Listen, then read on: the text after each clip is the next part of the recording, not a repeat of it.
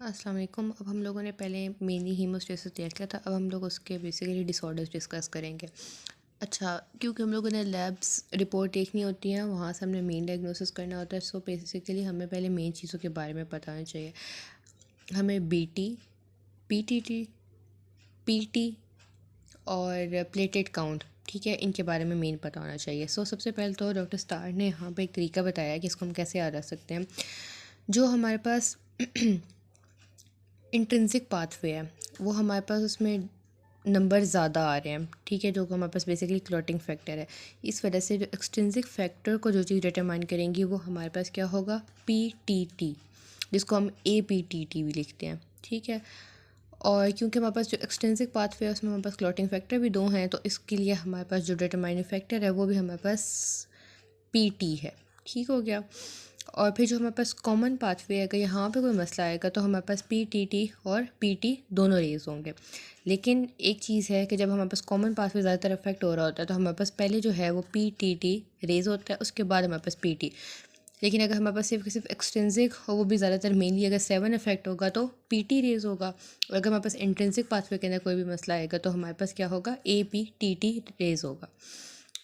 अच्छा, अब यहाँ पे हमारे पास एक चीज़ हम लोगों ने पहले पढ़ी थी फार्मा से रिलेटेड, कि अगर हमारे पास वारफेन दे रहे होते हैं तो हम लोग वहाँ पे उसके देखना चाह रहे होते हैं कि वो थेरेपी काम कर रही है, तो हम उसके लिए पीटी देखते हैं। क्यों? वारफेन जो है बेसिकली वो हमारे पास क्या है, विटामिन के एंटागोनिस्ट है। तो विटामिन के हमारे पास कौन कौन से फैक्टर की एक्टिवेशन के लिए था, 7, 2, 9 और 10। अगर इसमें से देखा जाए तो 10 और 2 तो हमारे पास कॉमन पाथवे में आ जाते हैं, और 9 हमारे पास इंट्रिंसिक का पाथवे है। लेकिन जो मेन 9 के फैक्टर्स, मेन इंट्रिंसिक फैक्टर्स हैं, उनके अंदर हमारे पास जो 9 है वो हमारे पास काफ़ी, कह सकते हैं, बाद में जाके आता है। लेकिन जो 7 है वो हमारे पास मेन है। सो बेसिकली जब कभी विटामिन के की डेफिशिएंसी होगी, या फिर अगर हमने वारफेन के रेगुलेट करना है, कि हमारे पास मॉनिटर करना है कि वो ड्रग काम कर रही है कि नहीं कर रही, तो हम लोग पीटी से मेजर करते हैं, ठीक है। अच्छा, फिर अगर हमारे पास फॉर एग्ज़ाम्पल अगर लिवर के अंदर कोई मसला आ जाता है कि जो लिवर है वो हमारे पास फेलियर की तरफ जा रहा है, तो हमारे पास सारे कोएगुलेशन फैक्टर जो हैं वो इफेक्ट होंगे सिवाय फैक्टर 8 के। लेकिन जब लिवर फेल हो रहा है तब भी हमारे पास जो सबसे पीटी और एपीटीटी दोनों इफेक्ट होंगे, लेकिन ज़्यादा इफेक्ट जो पहले आएंगे वो हमारे पास क्या होगा, पीटी, क्योंकि पीटी की हमारे पास हाफ लाइफ कम है और ये हमारे पास जल्दी सिंथेसाइज हो जाता है। तो बेसिकली पीटी है ना, वो हमारे पास एक सिंथेटिक मार्कर है लिवर सिंथेसिस का, ठीक है। तो अभी तक हम लोगों ने जो बात की उसको समराइज़ करते हैं, तो क्या, पीटी जो है वो एक्सटेंसिक फैक्टर का है, एपीटीटी हमारे पास इंट्रिंसिक फैक्टर का है। अगर कॉमन पाथवे इफेक्ट होगा तो दोनों इफेक्ट होंगे, लेकिन मेनली पहले जो हमारे पास ब्लड के अंदर हम लोग देखते हैं वो हमारे पास पीटीटी है। फिर हम लोगों ने विटामिन के और लिवर को देख लिया। उन दोनों केसेस के अंदर पहले पीटी रेज होगा और उसके बाद एपीटीटी रेज होगा। इसके बाद दूसरी चीज़ हमारे पास बीटी है, जो कि बेसिकली ब्लीडिंग टाइम है। अब जो ब्लीडिंग टाइम है वो हमारे पास प्लेटलेट का नंबर कम हो तो भी ब्लीडिंग टाइम इंक्रीज़ कर सकता है। अगर प्लेटलेट का नंबर नॉर्मल हो फिर भी हमारे पास जो ब्लीडिंग टाइम है वो इंक्रीज़ कर सकता है।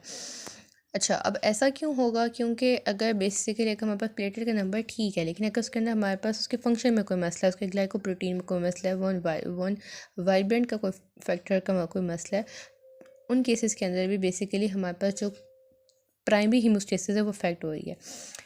अच्छा, अगर हम लोग बिल्कुल स्टार्ट से बात करें तो हमने एक चीज़ जो बिल्कुल अपने माइंड में हमेशा के लिए याद रखनी है वो ये है कि जो पीटी और एपीटीटी हैं वो बेसिकली कोएगुलेशन से, यानी कि सेकेंडरी हीमोस्टेसिस से रिलेट कर रहे हैं। लेकिन जो हमारे पास बीटी है, ब्लीडिंग टाइम, ये हमारे पास प्राइमरी हीमोस्टेसिस से रिलेट कर रहा है।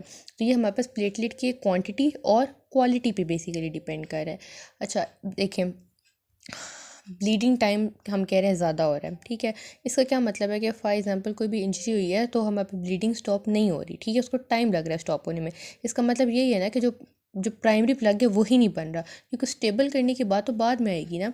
ब्लीडिंग टाइम की सिर्फ अफेक्ट होगा प्राइमरी प्लेटलेट प्लग की फॉर्मेशन से। अच्छा, इसमें हमारे पास या तो प्लेटलेट नंबर इफेक्ट होगा या प्लेटलेट फंक्शंस। अब अगर हमारे पास नंबर कम है तो उसको थ्रोम्बोसाइटोपिनिया कहते हैं। अब इसमें हमारे पास बहुत से डिजीज़ आ जाती है, उनमें से एक हमारे पास डीआईसी भी है। और प्लेटलेट फंक्शन के अंदर फिर हमारे पास डिफरेंट किस्म की आ जाती है। उसके अंदर एक जो है हमारे पास वो वॉन वाइल्डब्रेंट फैक्टर भी आ जाता है, प्लाज्मिन ओवर एक्टिविटी आ जाती है। उसके अलावा हमारे पास 2 इसमें सिंड्रोम्स भी आ जाते हैं।